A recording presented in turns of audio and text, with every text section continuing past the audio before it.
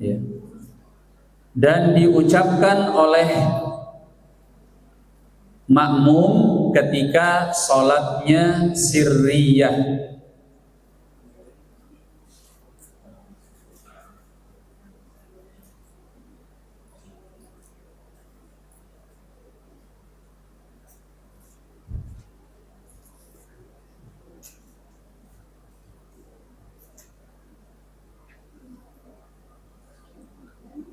Baik, saya ulangi pembahasannya. Ucapan sami Allahu liman hamidah Rabbana walakal hamd, pertama yang disepakati dulu diucapkan oleh orang yang sholat sendirian ketika bangkit dari rukuk. Orang yang sholat sendirian, dia mengatakan sami Allahu liman hamidah Rabbana walakal hamd. Ya. Ini dalam hadis Abi Hurairah di dalam Sahih Al-Bukhari dan Muslim, bahwa Nabi SAW kalau bangkit dari ruku, beliau mengucapkan sami Allahu liman hamidah dan Rabbana walakal hamd. Baik. Dan ini disepakati oleh para ulama bagi orang yang sholat sendirian. Kita berpindah kepada yang kedua, imam. Ya. Imam mengucapkan sami Allahu liman hamidah Rabbana walakal hamd.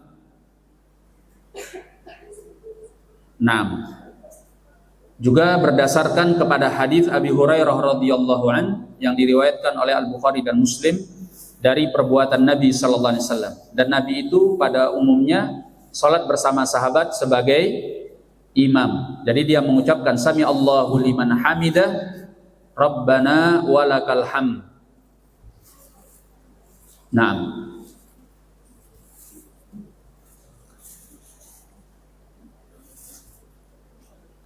Kemudian yang ketiga, makmum. Menurut mazhab mayoritas para ulama,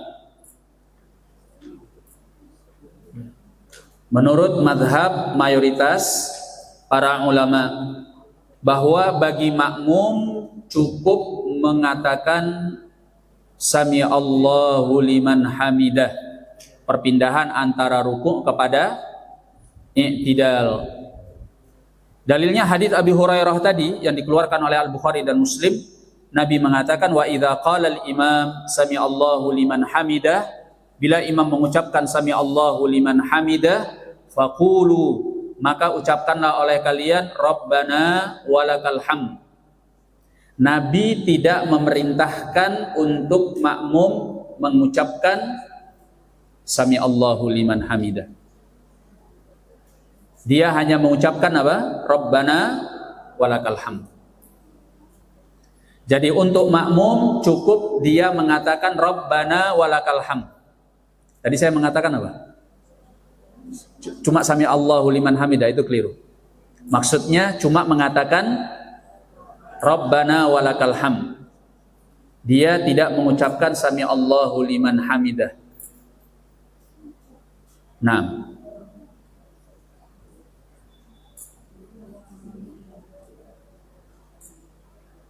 Jadi yang mengucapkan sami Allahu liman hamidah Rabbana walakal hamd hanya ada dua. Pertama, kalau orang yang sholat sendirian. Yang kedua, kalau dia seorang imam. Adapun seorang makmum, menurut mayoritas para ulama, dia cukup mengatakan Rabbana walakal hamd. Baik. Kemudian ada beberapa bentuk ucapan Rabbana walakal hamd. Pertama, hadis Abi Hurairah di dalam Sahih Al-Bukhari dan Muslim, dia mengatakan Rabbana walakal hamd, wahai Tuhan kami dan untukmu segala puji. Perhatikan perbedaannya. Yang kedua, Rabbana lakal hamd. Apa bedanya? Bedanya apa di sini? Yang pertama, perhatikan Rabbana walakal hamd. Yang kedua, Rabbana lakal hamd. Nggak ada huruf wawunya. Ini juga datang dari ucapan Nabi sallallahu alaihi wasallam yang juga dari sahabat yang sama dalam riwayat Al-Bukhari dan Muslim seperti sebelumnya. Nah, yang ketiga, Allahumma Rabbana lakal hamd. Apa bedanya? Menggunakan Allahumma. Ya, ini juga dalam hadis Abi Hurairah yang juga ada di dalam Sahih Al-Bukhari dan Muslim.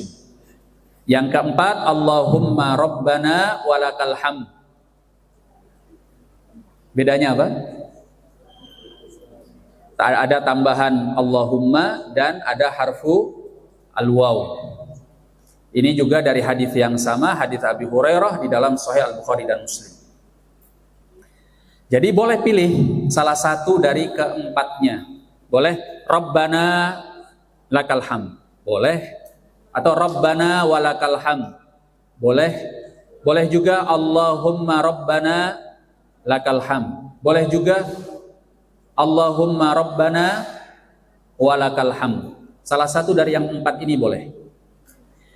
Kemudian juga disunnahkan menambahkan selain Rabbana walakal hamd. Ya. Ada beberapa bacaan selain Rabbana walakal hamd. Baik. Di antaranya apa yang datang di dalam hadis Rifa'ah bin Rafi' yang ada di dalam Sahih Al-Bukhari, yaitu Rabbana walakal hamd hamdan katsiran thayyiban mubarakan fih. Rabbana walakal hamd hamdan katsiran thayyiban mubarakan fi. Nah,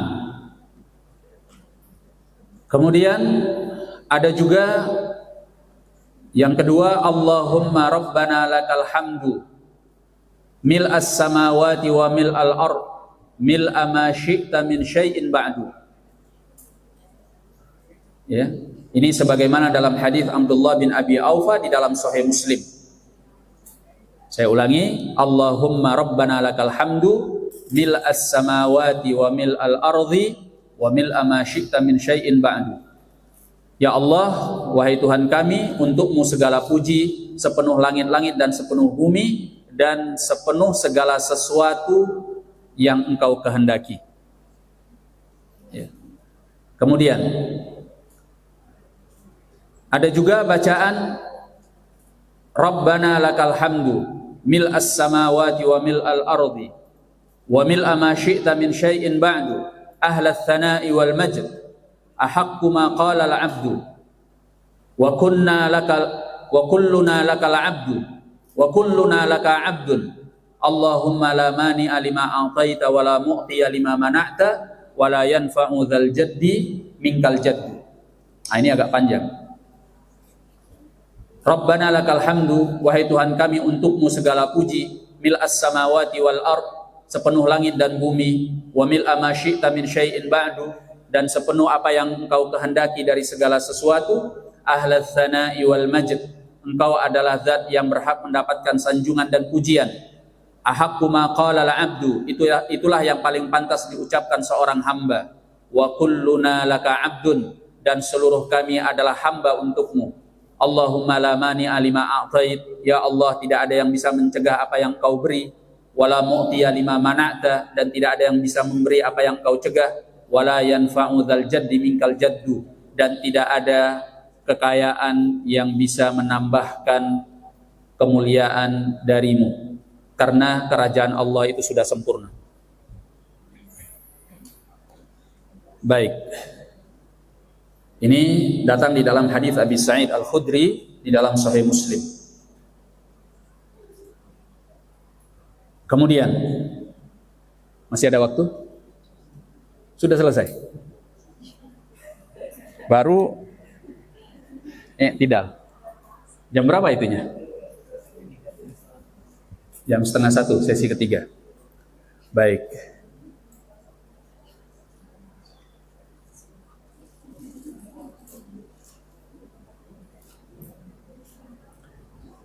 Baik, kalau begitu kita lanjutkan pada season yang berikutnya. Jazakallah khairan atas penyampaian materinya. Berikutnya kita buka lagi sesi tanya jawab mungkin dari Ikhwan kembali.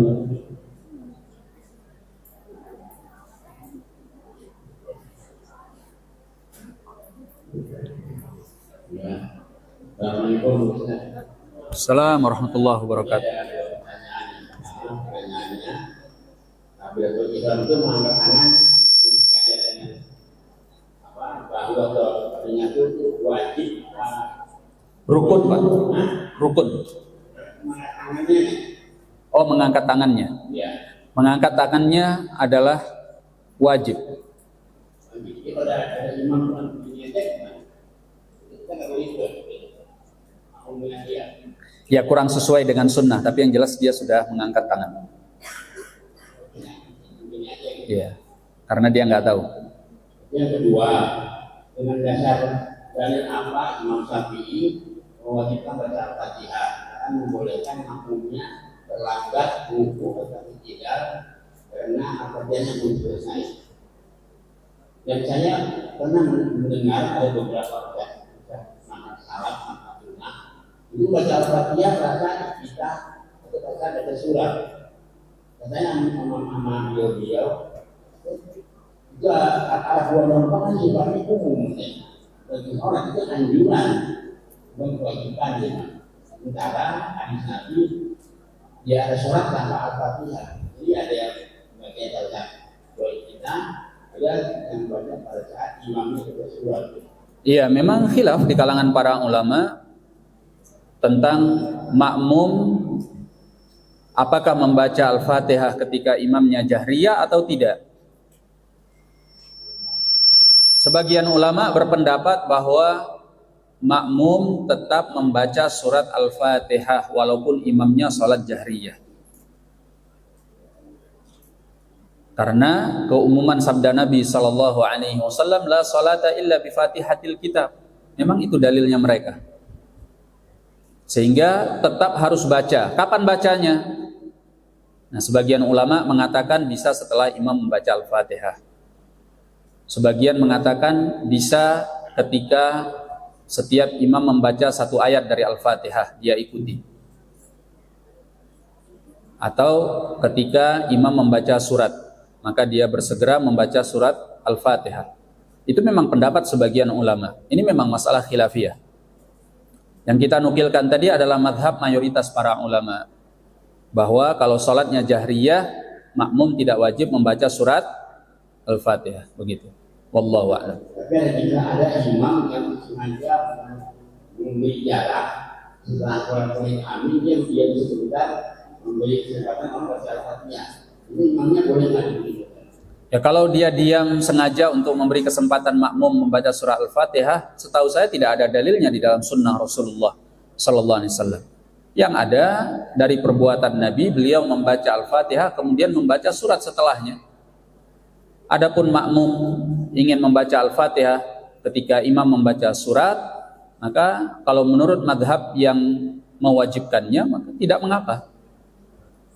Adapun dalam madhab jumhur, dan ini yang kuat, makmum cukup diam sesuai dengan perintah Al-Quran dan sunnah Rasulullah Sallallahu Alaihi Wasallam. Mungkin dari Ikhwan satu lagi.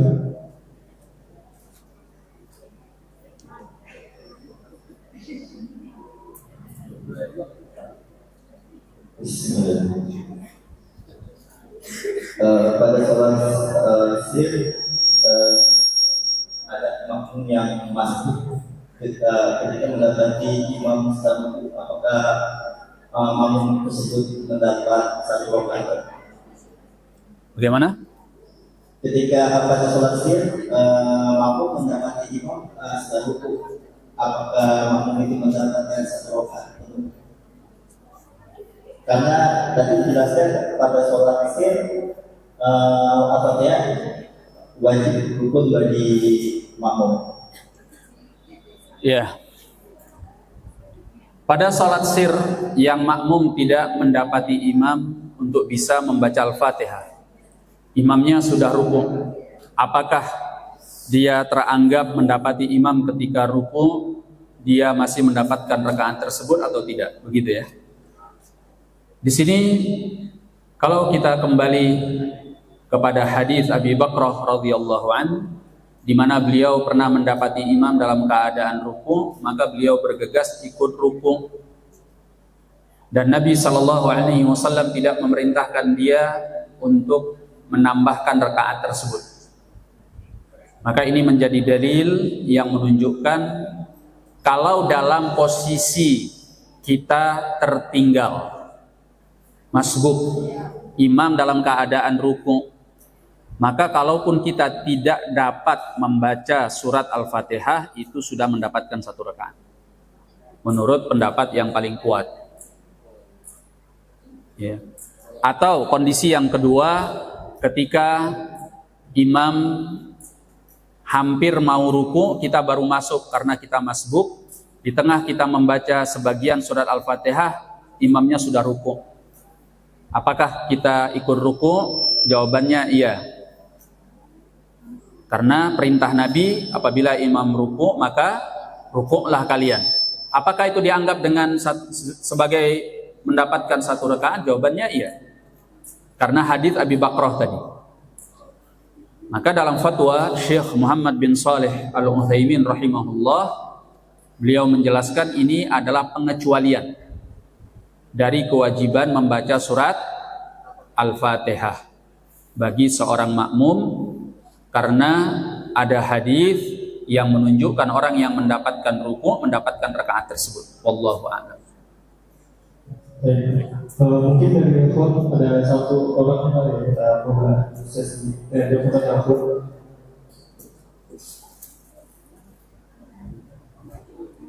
ada yang tanya dari aku.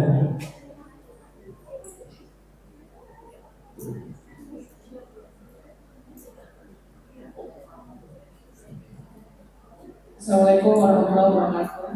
Assalamualaikum warahmatullahi wabarakatuh. Bertanya Ustaz, Ya. yang tentang sholat subuh wanita, itu boleh ditunda ketika perempuan ada apa? Oke itu. Salat zuhur bagi wanita. Salat zuhur dalam keadaan panas yang sangat terik, itu memang di dalam sunnah Nabi SAW beliau perintahkan untuk abridu, maka tundalah sampai waktu yang lebih dingin, karena teriknya matahari itu beliau katakan sebagai min fihi jahannam, termasuk dari uapnya neraka jahannam. Tapi panas yang bagaimana? Kalau kita di Indonesia nggak ada panas yang sangat terik. Terik-teriknya kita paling berapa derajat? Beda dengan di negerinya Rasulullah SAW, di Hijaz, Mekah, Madinah, atau di negara-negara Timur Tengah. Yang dikatakan panas terik itu bisa sampai 40 derajat lebih, 45, 50. Orang keluar dari rumahnya dalam keadaan, kalau di tempat terbuka dia merasa mukanya seperti terbakar karena saking panasnya. Ya. Jadi kalau panasnya sedemikian rupa, ya, maka Nabi SAW mengatakan hendaklah menundanya sampai waktu yang lebih dingin. Dan ini dilakukan oleh imam dalam sholat jamaah.